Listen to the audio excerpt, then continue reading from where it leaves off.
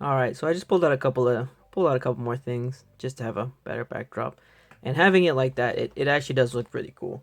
You can kind of see who the Game and Watch Super Mario Bros. Edition was meant for, and I mean it's for the 35th anniversary of Mario. And I think it's pretty cool getting both the Lost Levels and Super Mario Bros. In one, and then Ball, but redone with Mario on it. It's a pretty nice touch, and I mean it is for the anniversary, and it's a special item, only available for limited time, of course. And having it all together like this, it really shows that it's really trying to appeal to mostly collectors and to people that have either played them or know about them, or want to have that nostalgia. And of course the NES Classic, and then of course the Switch Online, and then the Wii Virtual Console, and then the Wii U had it somewhat too, and then all the remakes, and then all the re-releases. Like, well, there's a million different ways you can play Super Mario Bros.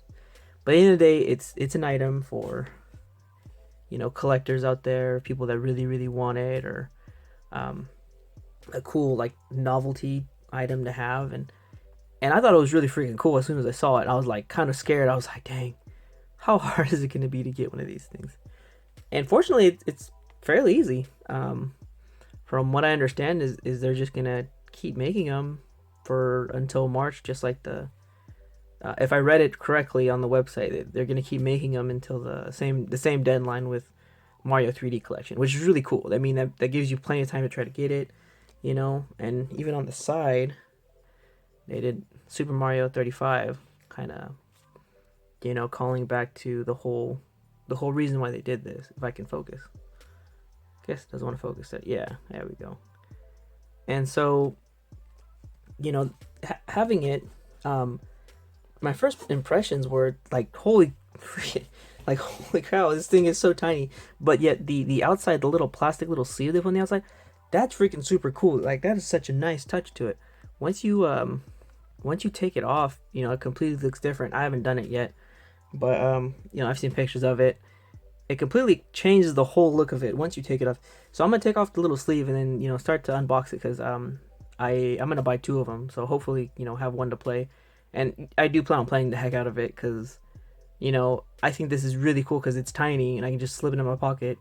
And if I got a minute anywhere, play it, because I'm totally against mobile games.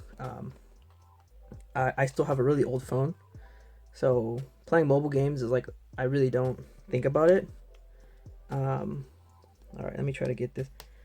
I'm trying not to damage it. So for me, I'd rather just, of course, pull out like my Switch. Like right now, like of course my Switch, but before, my DS, my 3DS, my Game Boy Advance. If I had a minute somewhere, I would just start playing that. Of course, now it's a lot more. Oh, if I can freaking get this thing. Now, of course, now it's a lot more common to play games in public. Whereas before, people kind of were like, looked at you weird, looked at you funny, but now everybody plays games, so it's a lot more accepted, which is nice. But of course, you still got random people staring at you.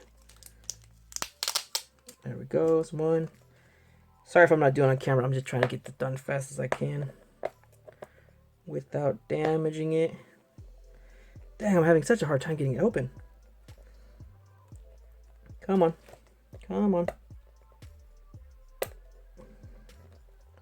Come on. There we go. Oh man, this is horrible. Yep, I messed it all up. So, here we go.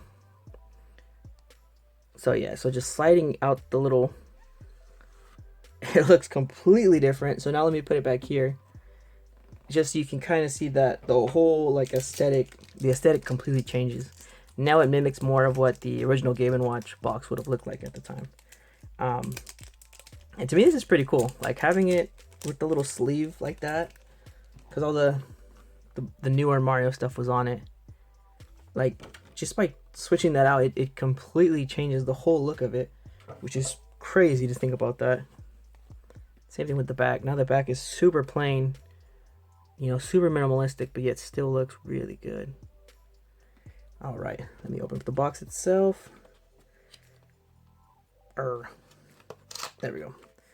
Here we got the special thanks. Focus, buddy. Nope. There we go. Special thanks to you with Luigi and Mario in the ball game. Game & Watch game. And I keep wanting to call the Game & Wario from WarioWare, but they do give you a tiny USB Type-C to charge it, which is really nice. And then I think the console's right there. Their booklet. Oh, just information, how to set time probably and charge it, but yeah, I don't like reading, so we're gonna skip that. Here we go. Console itself. Come on.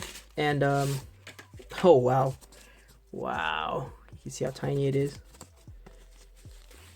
Whoa, wow, that is incredibly tiny.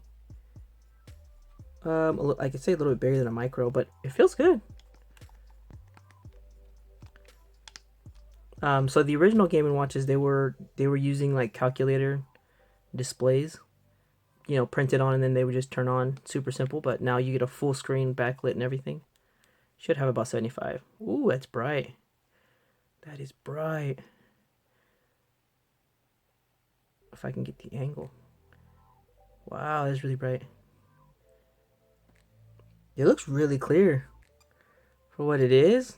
Wow, that's clear. Yeah, unfortunately my camera's not that good, but yeah, it's really clear. And I do like the little, you can turn off the sound by the way, but I do like that the little second hand is the little dot that's moving around. So the original Game & Watches, they did take time. That was one of the points of them, was it was also kind of a watch that you could play games on, the original ones anyways. So that way, if you were a Japanese businessman, you could have one and be like, oh no, it's my clock, not my toy, not my game. But here, let me just try to, and then we get both, you know, the games right there: Super Mario Bros., Super Mario Bros. 2, Lost Levels, and then the ball game. Let me just try to load this up real quick. But wow, that screen! You could kind of feel the mic, not the mic, the speaker back here. It vibrates the whole thing, shakes, rumble the whole thing.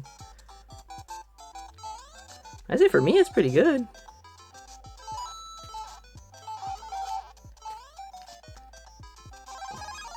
Dude, this is really cool. Sorry, I shouldn't watch that screen. I should watch the actual screen. And then of course, there's also like a whole bunch of like little things you can look into and find all these different Easter eggs for the different games. I kind of don't want to go too far into it because there's going to be a whole bunch of other stuff on it, but generally just, you know, having this and seeing how thin it is, and how nice it looks, and how they were able to get like almost like a 1-to-1 copy of the original Game & Watch. And of course, you know, they made them, but I mean, sure, it is just a novelty little item. You really don't need it.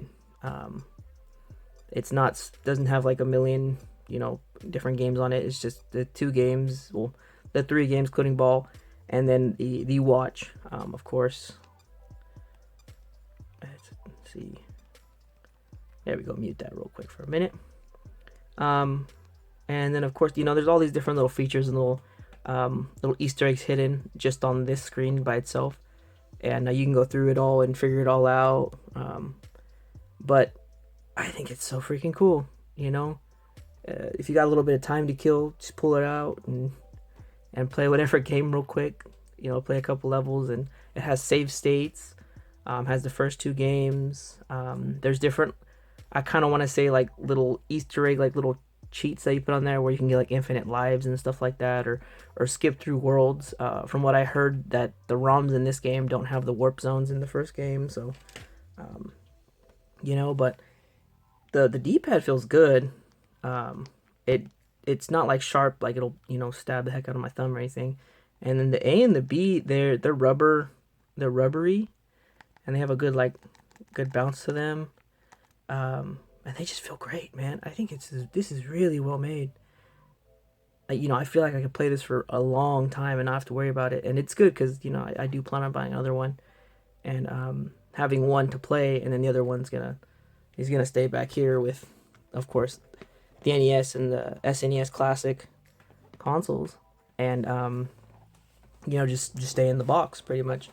And then yeah, both of those and the controller, that's all new. I never plan on playing them because I have an NES and I have an SNES, with a decent amount of games for both. But I have these, just to save them, collect them, and then I thought it was cool how they did make the second one playable, Star Fox 2 playable. But overall, I think it's freaking awesome. I think it's such a cool item, such a cool item. You know, um, I don't know, man. I don't know how to describe how cool I think this thing is, and how I wish this came out sooner. Could have been playing this whole time. Nah. But yeah, so it's nice you get the little cable too to charge it, so that way that's nice. I have a Switch, so I have plenty of Type C cables. Um, but yeah, I think this is freaking great. I freaking love it. Sorry if it's not a crazy good in depth review, but just my impressions is this: the packaging is freaking great. The item itself is great. You even get the cable included, and it's a short one. I think it's freaking amazing for the 35th anniversary. I'm curious to see if they drop anything else or have anything else for us, because this was kind of out of nowhere, and they keep adding more stuff to it, more stuff, more anniversary stuff, anyways, just out of nowhere. But yeah, that's all I gotta say, and so thanks for watching.